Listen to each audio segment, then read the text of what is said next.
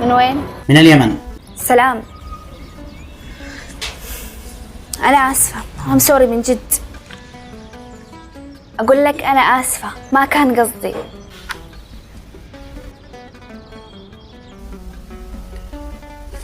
استريحي.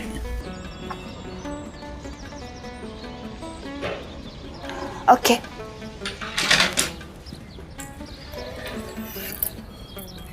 يعني بس حبيت أجي أقول لك إنه أنا آسفة وأنا ما كان قصدي، عشان لا تأخذ عني فكرة غلط. ترى أنا أبدأ مو بكذا، الموضوع يعني نرفزني والموقف كله ما حبيته.